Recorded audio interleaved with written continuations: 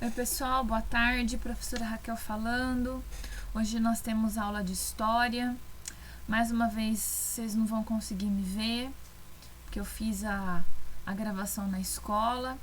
Então vocês já sabem que quando eu tenho que fazer a gravação na escola não consegue aparecer a professora explicando, né? Eu não consigo aparecer para vocês. Mas a gente vai lendo o texto e vai explicando as figuras e aí a gente vai tendo a nossa aula. Então vamos lá, para começar, livro Buriti de História. Pega lá, já fica com o livro na mão para seguir a leitura dos textos que vão aparecer aqui nos slides, mas que são os mesmos textos que estão no livro. Então fica mais fácil, né? Vocês pegam o livro, vão seguindo o livro e a professora vai fazendo a leitura e a explicação. Combinado? Hoje a gente continua na unidade 1, mas no capítulo 3. Capítulo 3, página 24, tá? O capítulo 3, ele se chama Novas Formas de Organização. Então, nós vamos ler os textos da página 24 e 26 e vamos fazer os exercícios da página 25 e 27. Combinado? Todo mundo com o livro na mão já? Então, vamos começar a leitura. Página 24. Vamos lá.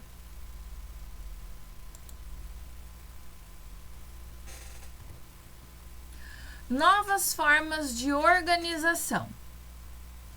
A agricultura possibilitou o aumento populacional, o que levou alguns grupos a se organizarem em aldeias ou cidades.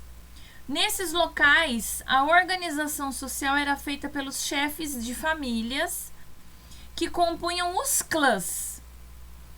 E a reunião de muitos clãs formavam grandes tribos, chefiadas por um líder que detinha o poder político e religioso.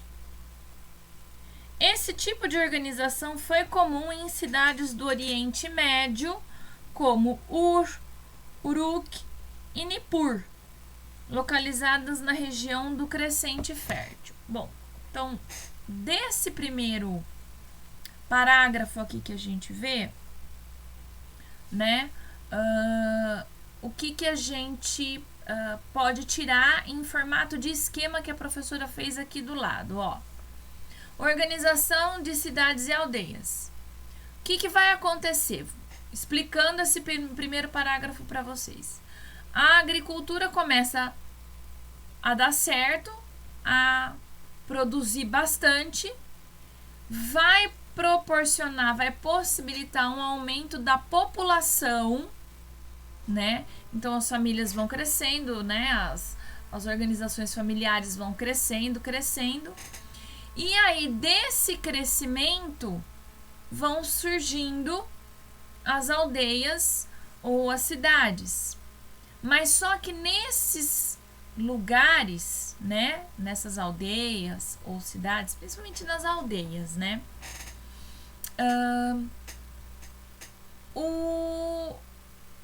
Acontece o surgimento dos clãs. O que é o surgimento dos clãs? São as organizações familiares, tá? Que eram organizadas e lideradas pelos chefes de família. Então, você tinha um clã e esse clã tinha um chefe de família que ia fazer toda a organização dessa família, ia cuidar da família, distribuir o trabalho dentro da família, né? Fazer a distribuição do trabalho. Então, era feito por esse chefe de família. Então, você tinha o clã, né? Que era essa organização familiar, chefiada, né?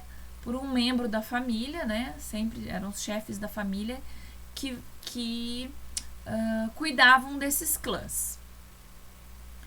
O que vai acontecer? Vão surgir vários clãs, porque a gente vai ter várias famílias, então nós vamos ter vários chefes de famílias organizando os seus clãs, organizando a sua família, né? Organizando o seu clã. E quando reunia esses vários clãs, né, essas várias famílias organizadas, né, e chefiadas, né, pelo chefe da família, formava uma tribo, né? A tribo, ela é maior que a aldeia. Formava uma grande tribo, né? Organizava-se uma grande tribo que eram formadas por vários clãs, por vários chefes, né, de família, né?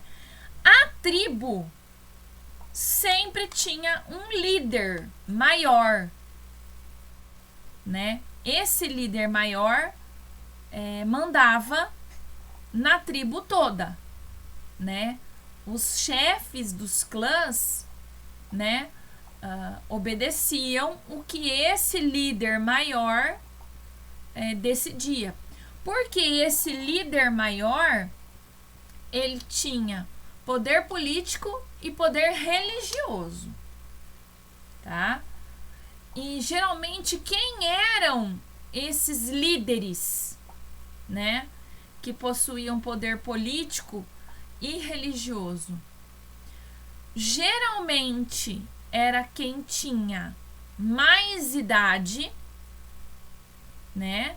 Era uma pessoa mais idosa, a pessoa que tinha mais idade, porque tinha mais sabedoria e mais conhecimento ao longo da vida, né? Então, geralmente era uma pessoa mais idosa ou uma pessoa que entendia de segurança, de proteção, um guerreiro, um grande guerreiro.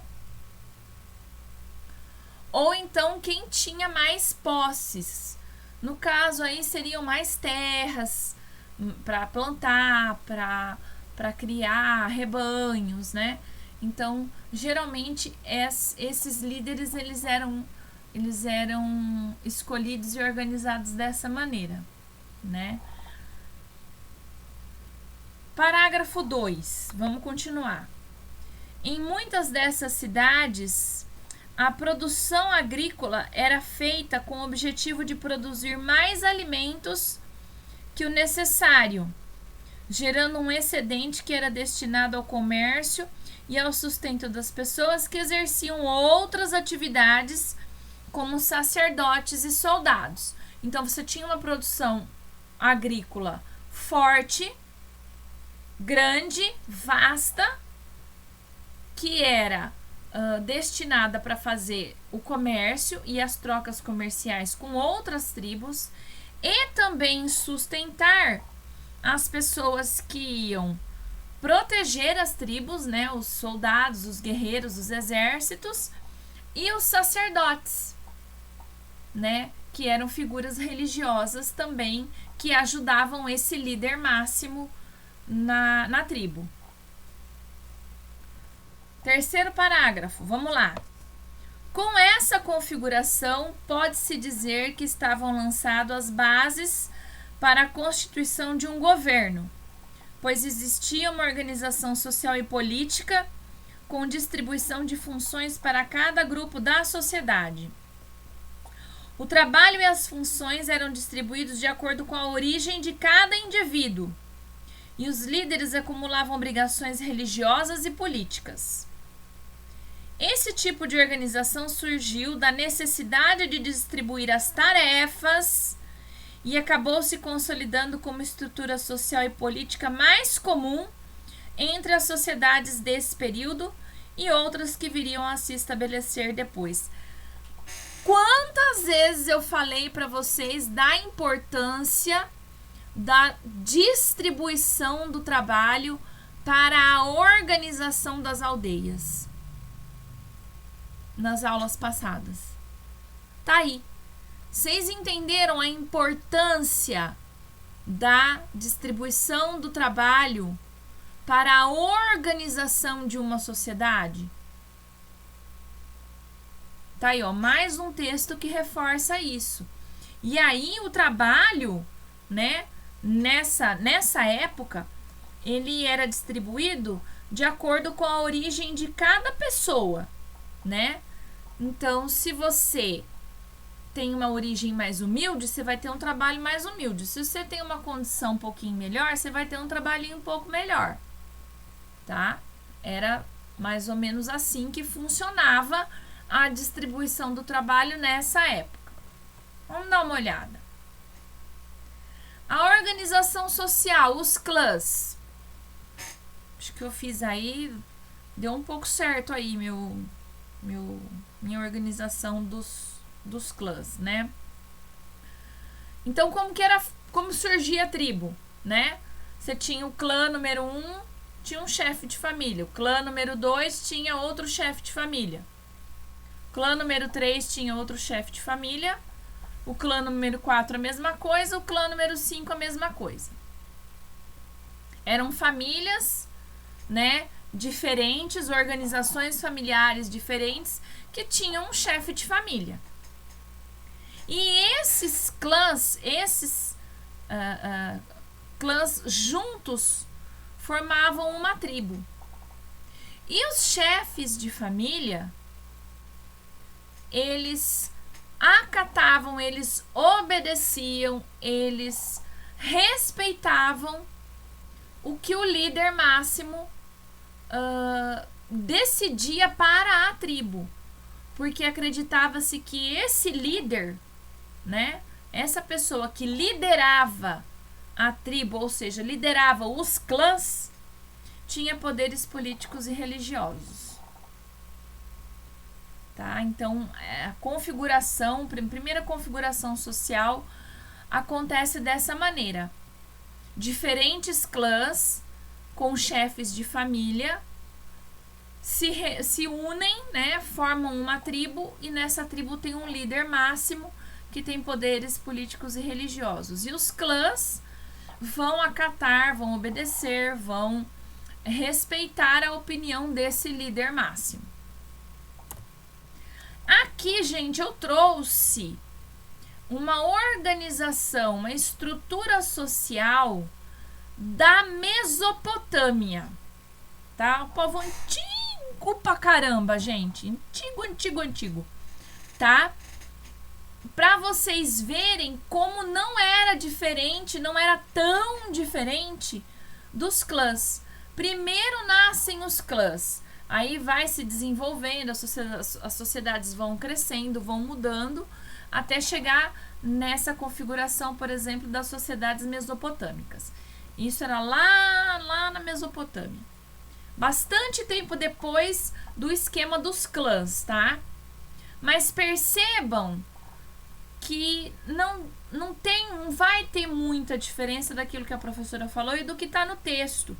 Principalmente na parte que fala que o trabalho e as funções eram distribuídos de acordo com a origem de cada indivíduo, né? E os líderes acumulavam obrigações religiosas e políticas. Então, olha, vamos começar do rei. O rei era tido como representante dos deuses na terra, então o rei era uma divindade. Tinha grande poder e raramente era questionado, ou seja, o que ele falou tinha que obedecer. Por quê? Porque a população temia que, caso eles se rebelassem contra o rei, estariam se rebelando contra os deuses, porque naquela época a sociedade mesopotâmica acreditava em deuses, em vários deuses, tá? Era da cultura deles acreditar em vários deuses. Então ninguém se rebelava contra o rei, ninguém contestava o rei, ninguém mexia com o rei, porque eles acreditavam que se acontecesse isso, eles estariam se rebelando contra essas divindades, contra esses deuses. Depois a gente vai ter os sacerdotes, as famílias nobres, né, os nobres, e os chefes militares, que faziam parte de uma minoria privilegiada. Ocupavam os cargos mais altos do governo, exercendo forte influência na política e na economia. Então, essas pessoas, elas tinham lugares privilegiados, né? Na sociedade da Mesopotâmia, e isso tem a ver também com a origem do nascimento, da origem da família dessas pessoas. Se você vem de uma origem de família onde você tem muitos sacerdotes na família, ó, assim, 90% de você se tornar um sacerdote quando você for adulto, né? Se ali lá na sua família os homens eram chefes militares, soldados, guerreiros, o que acontecia? Grande chance de você se tornar um chefe militar, um guerreiro, um general, um comandante, né? Então, aí vocês vão vendo que as funções, os trabalhos são divididos de acordo com a origem, de onde você vem, né? Se você é pobre, se você é rico, se você é classe média. Isso já acontecia na sociedade da Mesopotâmia, tá? Nas sociedades mesopotâmicas. Depois a gente tem aqui, ó, os fiscais, escribas, comerciantes. Eram subordinados a camadas superiores da sociedade, mas tinham melhores condições de vida que os demais trabalhadores. Então, esses fiscais, os escribas, eram as pessoas que sabiam escrever, né? Que sabiam ler e escrever. E os comerciantes, eles tinham que obedecer os sacerdotes, nobres, chefes de família e o rei. Eles tinham que obedecer. Eles eram subordinados, então eles tinham que obedecer e acatar o que essas duas camadas aqui da sociedade falavam e determinavam. Mas eles também tinham uma condição de vida um pouco melhor que os outros trabalhadores. Ganhavam um pouquinho mais, moravam numa casa melhor, né? Tinha aí algum pedacinho de terra, alguma plantaçãozinha, né? Viviam bem melhor do que os outros trabalhadores. E por último, na base aqui, ó, dessa pirâmide, isso aqui chama uma pirâmide, tá? Na base da pirâmide aqui, ó, você tem os camponeses, os soldados que iam pra guerra mesmo, tomar flechada, espadada, né? Os artesãos e as pessoas escravizadas. Porque lá na Mesopotâmia tinha pessoas que eram escravizadas, né? Olha só, a maior parte das sociedades era formada por trabalhadores livres que viviam em condições de pobreza e que tinham que pagar tributos. Tributos, gente, é a mesma coisa que imposto. Tributo aí na sociedade mesopotâmica é a mesma coisa que imposto que a gente paga hoje, tá? Ao governo. Já os escravizados geralmente eram prisioneiros de guerra ou pessoas que haviam perdido a liberdade por não conseguirem pagar suas dívidas. Você tá devendo? Lá na sociedade mesopotâmica era assim, se você devia e não conseguia pagar, você virava escravo. Você era escravizado. Hoje a gente fica com o nome sujo, né? Que a gente fala, né? Ah, tô com o nome sujo porque eu tô devendo. Lá naquela época não, você não pagou, você era escravizado, tá? Que mais? Os trabalhadores eram livres, né?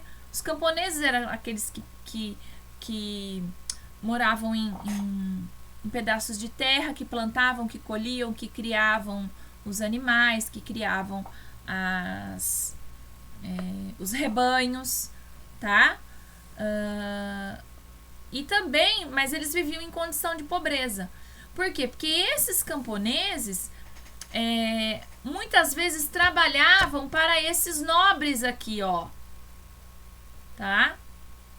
Trabalhavam para os nobres. Trabalhavam para os comerciantes. Tá? Então, eles também viviam numa situação de pobreza. Né? Os artesãos que faziam as roupas, que faziam jarros, potes, que trabalhavam, né, nessa parte de cerâmica, né? Também não ganhavam muito, né? Tinham condições, né? Viviam em condições de pobreza e tinha que pagar imposto. Pagar imposto para quem? Para esses fiscais aqui, ó. Porque esse dinheiro que os fiscais recolhiam ia sustentar todo esse povo aqui de cima, ó. Sacerdotes, nobres, chefes militares, o rei, tá? Então, essa galerinha aqui, ó, trabalhava para sustentar toda essa outra galera aqui, tá? Não vou entrar no mérito se é justo ou se não é justo.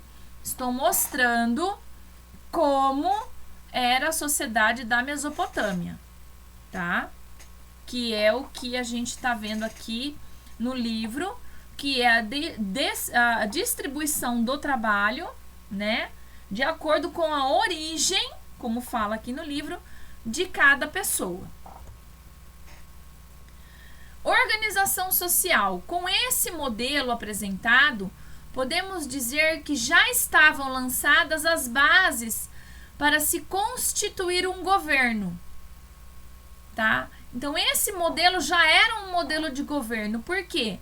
Porque você tinha uma organização social, cada um na sua classe social, como a gente viu na pirâmide, e política, porque tinha um líder político que também acumulava funções sociais e religiosas, né? E aí, ó, com a distribuição de funções de acordo com a sua origem, como eu falei. E mais uma vez, distribuição do trabalho, gente, é a distribuição do trabalho que organiza uma sociedade, tá? Uma das principais razões para a organização de uma sociedade é a distribuição do trabalho, tá? Organização social e religiosa, tá? Não pensa só que era lá nas que tinha organização do trabalho, como é que era o trabalho, quem fazia o quê, quem que construía o quê, quem criava o quê, quem plantava o quê. Não. Também a gente tinha a organização social e principalmente religiosa, tá? Então vamos lá. Em muitos lugares a organização política e social esteve ligada a fatores religiosos. Então, em vários lugares você tinha a política e a sociedade ligada à religião, tá? E a religião naquela época era diferente, tá? Porque eles acreditavam em vários deuses, em várias divindades, tá? Porque isso era da cultura deles, tá bom? Era da cultura desses povos. Diversos núcleos urbanos se estabeleceram como centros cerimoniais e em várias sociedades antigas os poderes políticos e religiosos estavam ligados. Isso a gente aprendeu, né? Os centros cerimoniais eram lugares em que se cultuavam figuras religiosas importantes para cada cultura e onde eram feitas oferendas às divindades para comemorar e agradecer pela boa caça ou por uma boa colheita farta. Os centros religiosos, que eram lugares de peregrinação, recebiam muitas pessoas e se transformaram em cidades complexas, que podiam estar integradas a uma rede de comércio ou de estrada. Nessas cidades também se desenvolveram, funções administrativas e militares. Vamos lá. Os lugares religiosos e centros cerimoniais ficavam numa mesma cidade? Geralmente não, geralmente ficavam um pouco mais distante. Então, o que acontecia? Lá naqueles centros religiosos, nesses lugares religiosos, eles colocavam altares, né? Faziam prédios, templos, né? Com as figuras religiosas, com as suas divindades, saíam da cidade onde moravam, iam até esse lugar para fazer oferta para essas figuras religiosas, para essas divindades, em agradecimento à boa colheita ou à boa caça. Então, levavam de repente, né, como oferta dinheiro, levavam como oferta parte da sua colheita, levavam como oferta parte do seu rebanho, né? Uma quantidade de carneiros, por exemplo, ou uma quantidade de bois, né? E ali, nesses lugares religiosos, haviam as pessoas que cuidavam, né? Haviam os sacerdotes, as pessoas que cuidavam desses templos e desses lugares, né? O que começou a acontecer? Esses centros religiosos começaram também a se transformar em cidades, tá? Então, quando você saía da sua cidade para ir até esse lugar religioso, esse centro cerimonial, você fazia um tipo, o que as pessoas chamam de peregrinação, porque tem uma função religiosa, uma função espiritual. Você está saindo da sua cidade para ir lá no templo, lá onde tá as divindades, né, as figuras religiosas, para você oferecer em agradecimento alguma coisa boa que te aconteceu. E esses lugares passam a ser sagrados e acabam também virando uma organização social, acabam virando cidades. E aí, essa cidade da onde você sai, que você mora, para ir até essa cidade agradecer aos deuses, elas passam a ser ligadas por uma rede de comércio ou por estradas. Então, nesse meio, nessa estrada, nesse caminho que você vai fazer da sua cidade até a outra para agradecer aos deuses, se estabelece uma rede de comércio, onde as pessoas podem comprar as coisas, podem vender, podem trocar. Então acontece isso, né?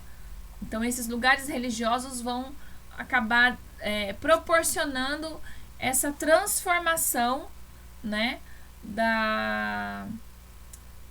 do lugar religioso numa cidade, numa organização social, e a introdução dessa rede de comércio e a introdução das estradas, das rotas, né? Assim, a partir de alguns centros cerimoniais, surgiram cidades que se organizavam de acordo com uma hierarquia social relacionada a fatores políticos e religiosos. Gente, esse parágrafo é a pirâmide da Mesopotâmia. É a mesma coisa. Mesma coisa. Você sempre vai ter alguém que vai mandar, um líder. Aí, nesse caso, nessa organização seria um líder religioso com poderes políticos também, de acordo com o seu grau de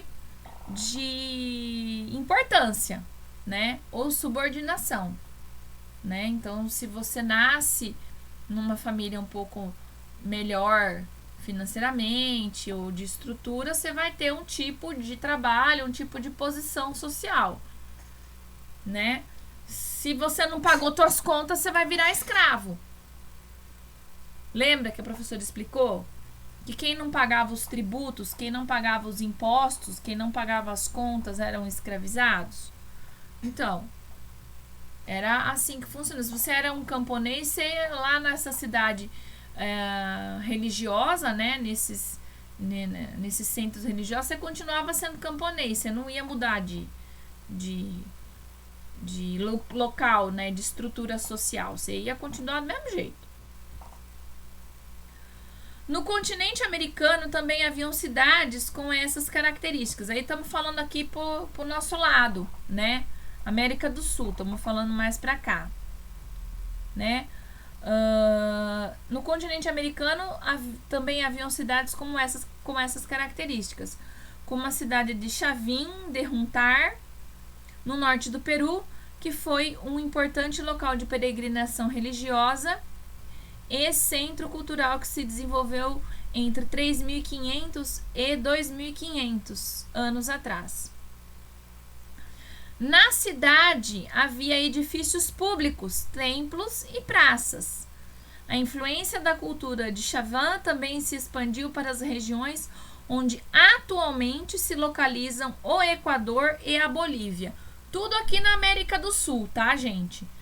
Essas cidades que a professora acabou de citar. E também uma das mais famosas aqui na América do Sul é a cidade de Machu Picchu. Aí fica a dica, hashtag fica a dica aí para vocês pesquisarem sobre a cidade de Machu Picchu. Não vou dar trabalho referente a essa cidade, mas por curiosidade, gente, pesquisem sobre Machu Picchu. Machu Picchu fica no Peru, tá? Dá uma pesquisada na cidade de Machu Picchu que vocês vão ver muita coisa interessante.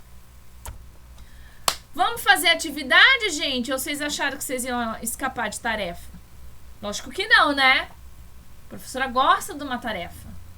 Então, ó, hoje é 12 de maio, capítulo 3, novas formas de organização, página 24, que foi o texto, organização social e religiosa, que foi a página 26. O que vocês vão fazer de exercício? Página 25, aqui embaixo, tá vendo, ó? Tá o número da página aqui. E página 27 do livro, tá? Vão ler aqui, você sabia, que é uma curiosidade, tá? Vocês vão completar no exercício número 1 o texto. Vocês estão vendo que vocês têm um banco de palavras aqui. Então, vocês vão usar esse banco de palavras para completar o texto, tá? E sempre façam assim. Usou a palavra, o aumento populacional, pegou, usou uma palavra, risca a palavra aqui em cima, tá? Porque aqui não tem palavra repetida. Então, você risca a palavra para você não repetir a palavra de novo, tá bom? Perdão. Assinale os elementos importantes para a organização política e social das classes antigas. Das cidades antigas. Os elementos importantes para a organização social e política. Então, o que dessas seis palavras, saúde, comércio, população, nomadismo. Nomadismo é o ser nômade, ir de um lugar para o outro. O poder e agricultura, assinale quais são os elementos mais importantes para você ter uma organização social e política dentro de uma cidade. Já vou dar dica, tá? São 4 palavras. 4 palavras. Essa é a dica que a professora pode dar. Qual era a importância dos centros cerimoniais e religiosos para as sociedades antigas? Tá? A importância era isso, isso e isso. E aí você pode dar exemplos das cidades que tem explicando na página 26, tá? Para vocês responderem essa pergunta, vocês vão ter que ler o texto da página 26, tá bom? No texto a seguir, circule os trechos relacionados à religiosidade. Então, aquilo que for referente à religiosidade, vocês vão circular. E grife os que se referem à organização do espaço e da sociedade. O que é grifar? Passar um risco embaixo, tá? Então, pro que for relacionado à religiosidade, religião, divindade, circula. O que for referente à organização do espaço e da sociedade, vocês façam um grifo, passam um traço embaixo, tá?